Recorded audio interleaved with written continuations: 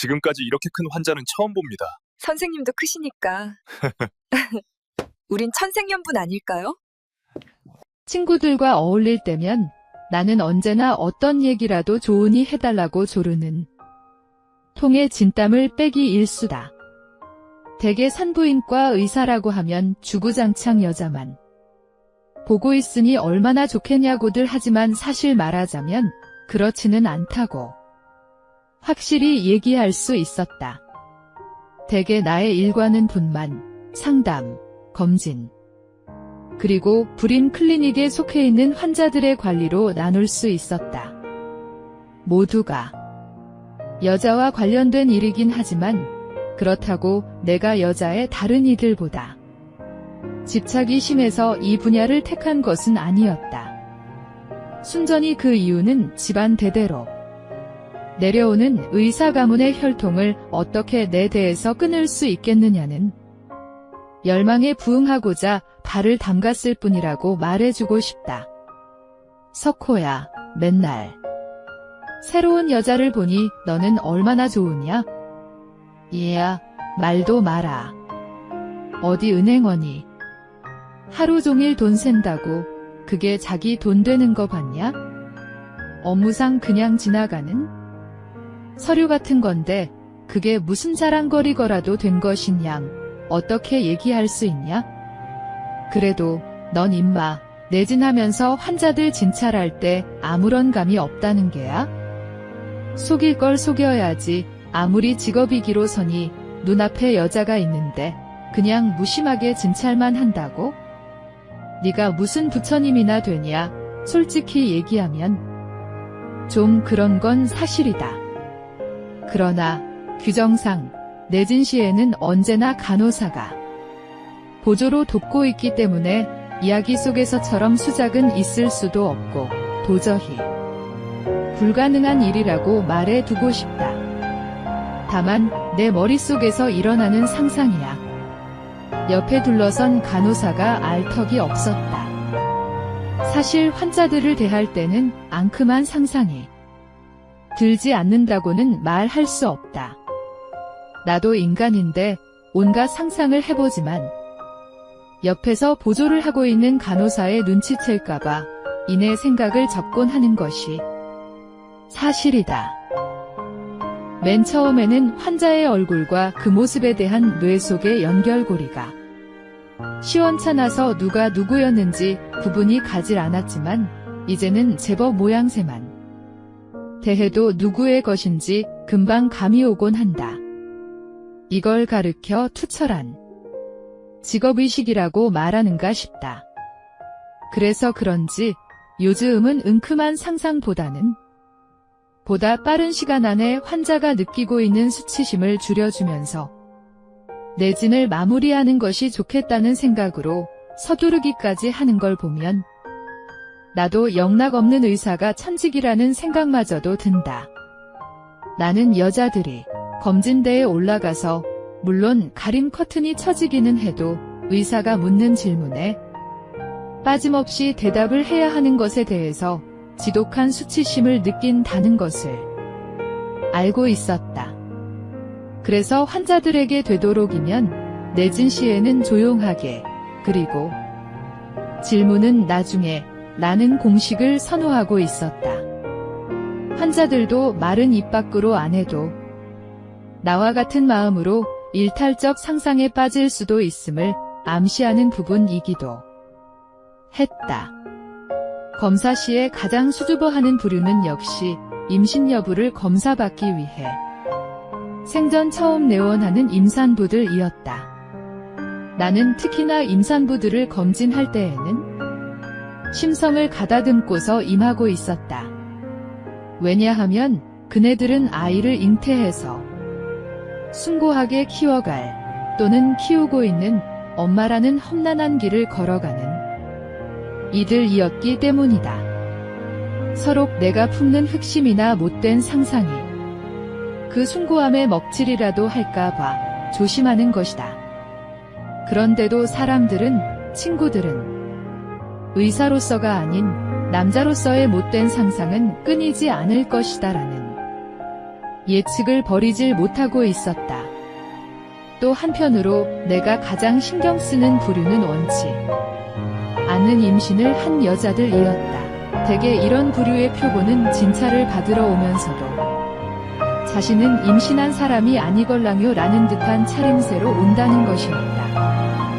평범한 환자들은 내진 시에 거추장스럽고 불편할까봐 꽉 끼는 바지나 스타킹을 꼭 신어야 하는 타이트 스커트나 양장을 절대 입는 법이 없었지만 그네들은 달랐다. 지금의 이 몸매와 분위기의 지속적인 유지에 의사 선생님도 동참해 주시라는 듯한 그네들의 뻔뻔스러움이 나는 제일로 싫었다. 들어오세요. 누군가 똑똑하면서 진찰실로 들어왔다. 안녕하세요. 네, 어서 앉으세요. 어떻게 오셨어요? 나는 환자의 얼굴을 되도록이면 뚫어지게 쳐다보질 않는다. 어떤 환자가 나에게 얘기한 것 때문이었다. 처음에 나는 환자를 정성껏 보살핀다는 의지를 보여주려고 살갑게 시선을 고정했었는데 그 환자의 얘기는 달랐다. 그 시선 속에서 내가 환자에 대해서 연상을 하고 있는 것 같아 매우 혼란스럽고 창피했다는 고백 때문이었다. 앞에 앉은 여자는 나이가 30이 채 안 된 것 같은 얼굴이었고 애티고 자그마한 두상의 여자였다. 김소은 씨, 어디가 불편하신지. 자꾸 피가 비치고 아파서요. 아, 그래요. 그럼 진찰대로 가시죠. 내진을 해봐야 될 것 같네요. 달거리는 언제 하셨죠? 바로 그저께 끝났습니다. 나는 잠시 의자에 앉아서 기다렸다. 간호사가 그 여인을 도와주고 간략한 설명과 함께 검진대로 올라갔다. 지금쯤이면 가리개 커튼이 쳐져 있고 환자와 나와는 커튼 하나로 분리된 채로 준비가 되어 있을 것이었다. 나는 진찰대 옆에 커튼을 제치고 들어가 내진용 장갑을 끼웠다. 의자에 앉아서 환자를 보는 순간 내 눈이 본의 아니게 왕방울만큼 커져버렸다. 아니 이럴 수가? 나는 탄식이 나오지 않을 수 없었다. 되게 많은 여성들을 보아왔지만 이런 스타일은 생전 처음이었다. 그 환자의 크기는 과히 연구 대상이라고 말할 수 있을 것 같았다. 아직까지 총각이었고 차일피일 선보라는 가족들의 성화도 뒤로 미루고 있는 나였지만 도대체 얼굴만 보고 결혼했다가 이런 환자라도 만난다면 어찌 될까? 하는 상상이 앞서기까지 했으니 말이다. 나는 그녀를 자세히 보았다. 이런 경우 드물기는 하지만 감기약이라든가 항생제가 함유된 약을 먹었을 경우에 부어오르는 특이성 알러지 증상을 갖고 있는 여성들의 증세와 유사하게 보이고 있었지만 상태로 보아 그것은 아닌 것 같았다. 아야, 죄송해요. 나도 모르게 너무 쓰라려서 사실 결혼하고서 첫날 밤 남편과 초야를 치르고 천장만 바라다 보면서 담배만 뻑뻑 피워대는 그 상황을 저로서는 전혀 납득할 수가 없었어요. 혼전에도 없었을 뿐더러 중매이기는 했지만 어느 누구보다도 조신하게 교육받고 커왔다고 생각해왔는데 첫날 밤을 치르고 나서 그의 태도가 점점 과격하고 포악스럽게 변해가는 것이었어요. 맨 처음에는 걸레라는 욕부터 시작해서 날이 갈수록 그 욕과 저에게 해대는 짓거리가 정도를 넘어서고는 있다고 생각은 했지만 그쯤 가다가 수그러들겠지 하는 생각에 무시하고 있었어요.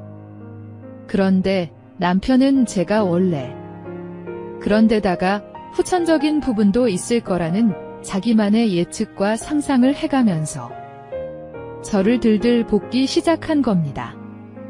제가 보기에는 후천적 요소는 없고 오로지 선천적으로 그렇게 타고나신 것 같은데 사실 아이를 출산한 경험도 없으시잖아요.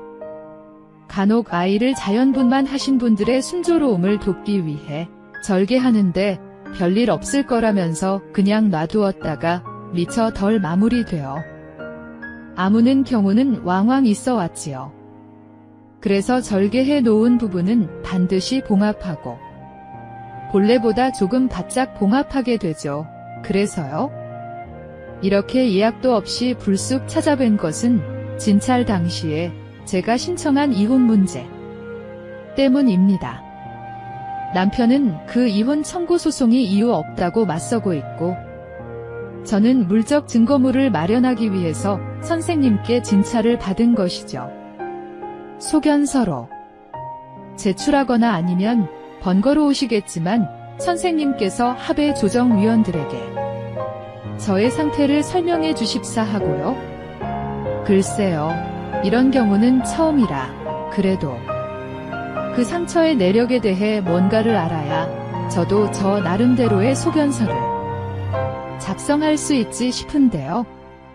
그리고 소견서만 갖고서 그 전문적인 분야에 대한 이해를 조정위원들인가 뭔가 하는 분들에게 김소은 씨 스스로 납득 시키시기에 어려울까 싶은데요. 말씀드릴게요. 그녀는 말을 하려다 시계를 내려다보고는 벌써 주저리 떠들어대다 보니 시간이 이렇게나 되었네요. 오늘 저녁의 시간 어떠세요? 제가 저녁이라도 사면서 말씀드리고 싶은데 그러시죠. 뭐 지금은 친정에 나와 있어요. 이게 제 핸드폰 번호예요. 끝나실 시간 즈음에 근처 카페에 와서 기다리겠습니다. 그럼 이만. 그 환자는 예에 바르게도 내 일정을 망가뜨리지 않게 하기 위해 스스로 상담 시간을 조절하고서는 방을 나섰다. 그러기가 쉽지는 않은데 말이다. 따르릉. 여보세요? 저 닥터 진석호입니다. 네, 알겠습니다. 곧 그리로 나가죠? 나는 세미나 준비로 집에 가서 날밤을 새야 했지만 어쩐 일인지 그녀의 약속을 뿌리치질 못하고 있었다. 그녀는 스포티한 차림에 쪽 붙는 청바지에 카우보이 부츠를 신고 반코트를 입은 채로 커피를 마시고 있었다.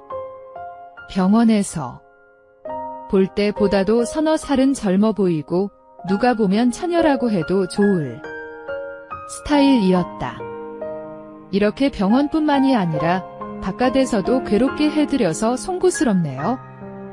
아닙니다. 다 제 일인데요. 식사는 뭘로? 전 양식이나 패스트푸드는 별로라서. 제가 잘 아는 한식집이 이 근처에 있어요. 가시죠. 제가 모실게요. 그녀는 나를 데리고 근처에서 가까운 그 정통 한식집으로 향했다. 방으로 예약을 이미 해놓았고 코스로 된 한국 전통 궁중요리가 나오기 시작하는데 그 상의 규모가 어마어마했다. 거의 다 요리가 나오고 식사가 진행될 즈음에 그녀가 얘기를 시작했다. 병원에 들어서기 전에 얼마나 망설였는지 모릅니다. 진찰만 하고 돌아갈까?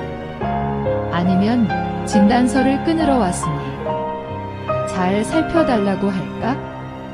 암튼 무척 복잡한 심정을 가까스로 추스리고 병원 문턱을 넘었다는 것을 우선 말씀드리고 싶어요. 그러셨을 겁니다. 부군 되시는 분은? 실례지만 연세가 어떻게 되세요?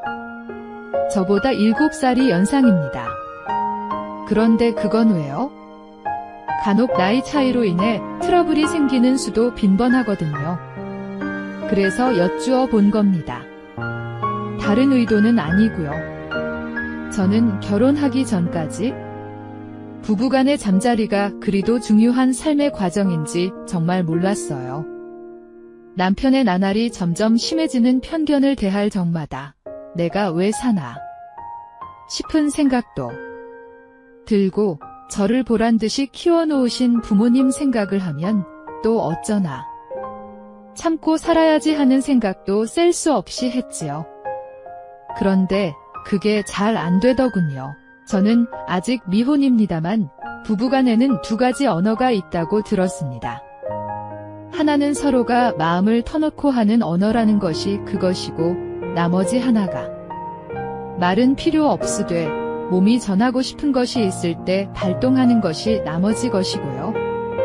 저야 실감해보지는 않았지만 저도 인간인지라 아무리 피곤해도 몸 안에 너무 오랜 동안 남아있으면 괜시리 나날들이 짜증스러워지는 것을 경험해왔는데 그게 그런 종류가 아닐까 합니다. 남편은 좀 달랐어요.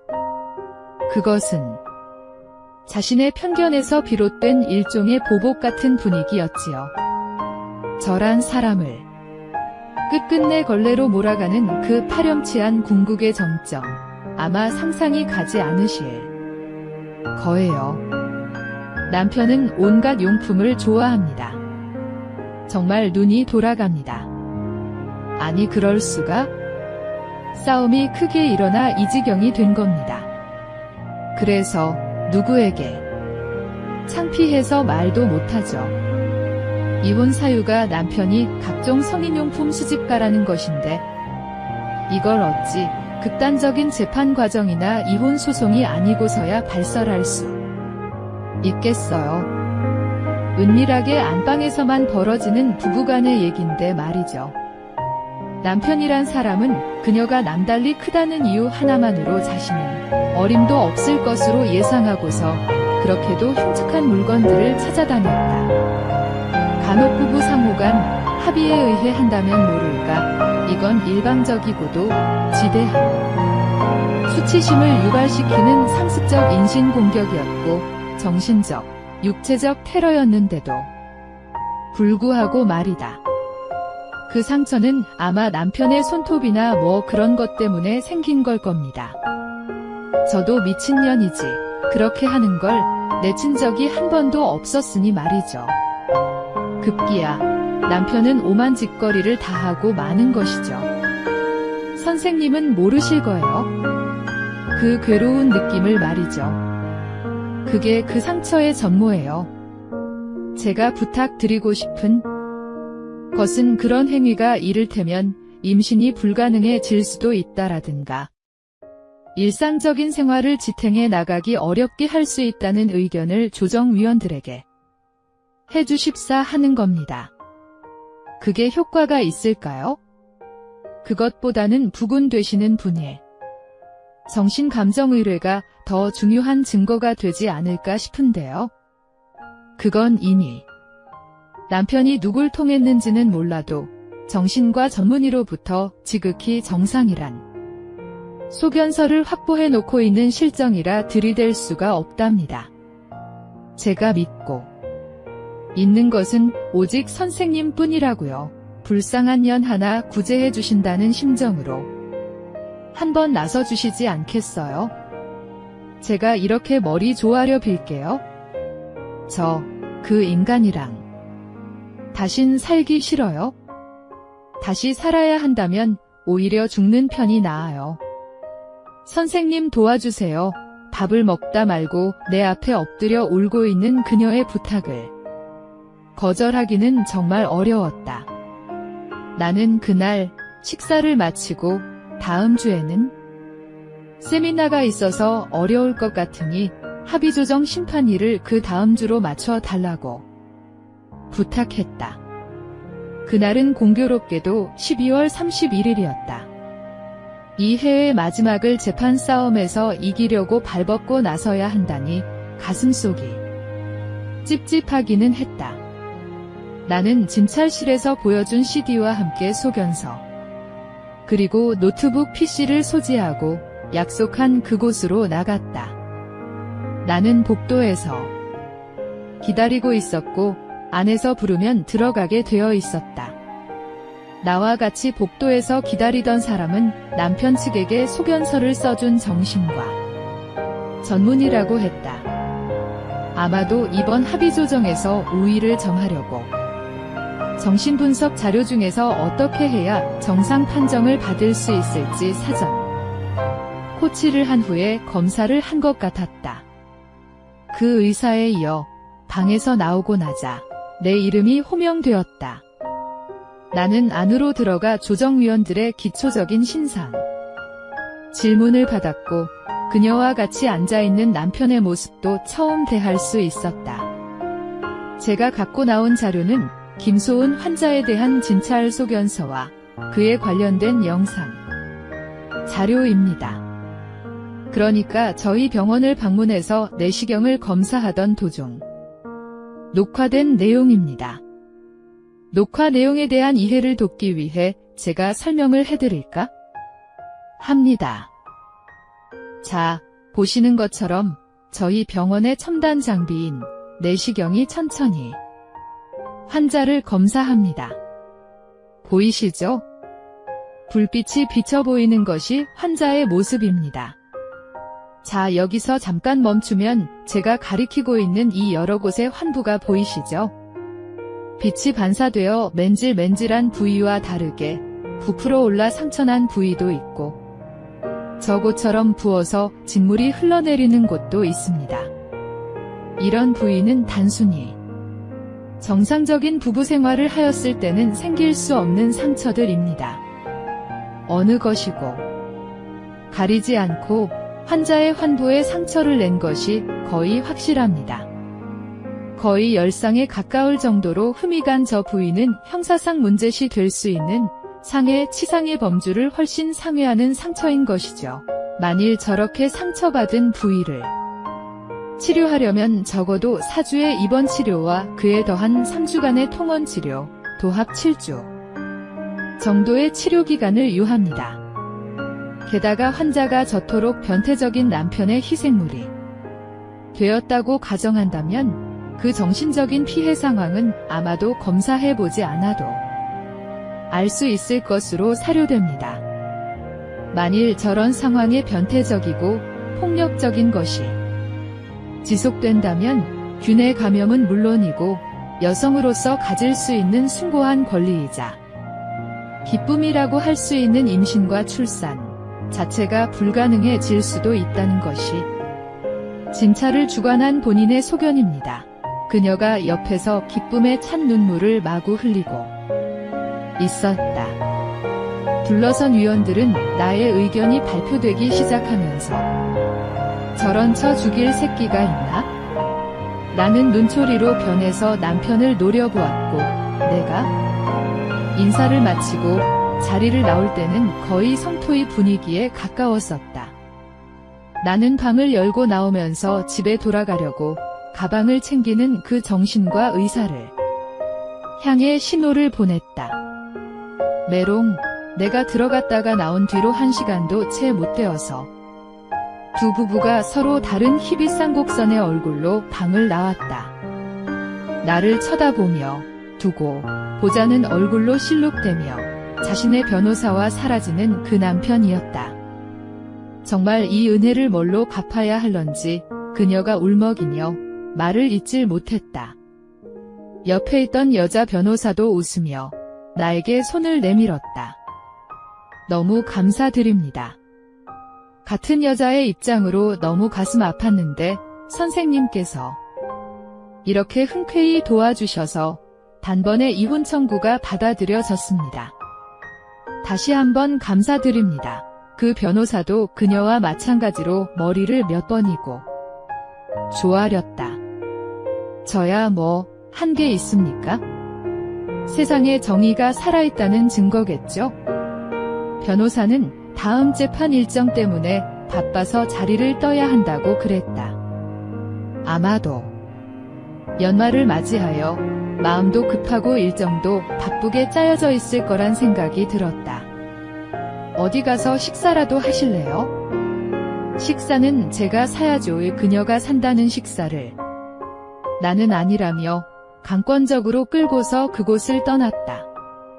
길거리는 연말연시를 맞이하여 선물을 배달하려는 차들로 북적대고 있었고 가는 눈발이 거리를 덮기 시작했다. 나는 근처에 아는 중국집이 있는데 어떠냐고 물었다. 그녀는 좋다고 대답하고 눈을 맞으며 차를 주차장에 놔둔 채 걸어가기 시작했다. 선생님께서 그렇게 애를 써주셨는데 이렇게 점심까지 사신다는 건 괜찮습니다. 저도 기니 드릴 말씀도 있고요. 식사를 하는 도중 눈발은 더욱 굵어지고 있었고 나의 이야기도 길어지기 시작했다. 그 2층 구석의 허름한 방도 두 사람을 가두어 놓은 채로 그렇게 즐거울 수가 없었다. 나는 서비스로 나온 군만두까지 날름 집어먹고 나서 배를 팅팅 두드렸다. 정말 놀라워요. 선생님, 그 말씀 정말 사실이세요? 저는 도대체 뭐가 뭔지 제가 산부인과를 전공하기로 마음먹은 게 오래전 일입니다. 그래서 그렇게 된 것이죠.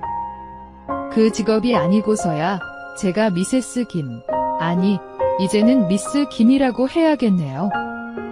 김소은 씨 같은 분을 찾기는 너무 어렵지 않았겠어요?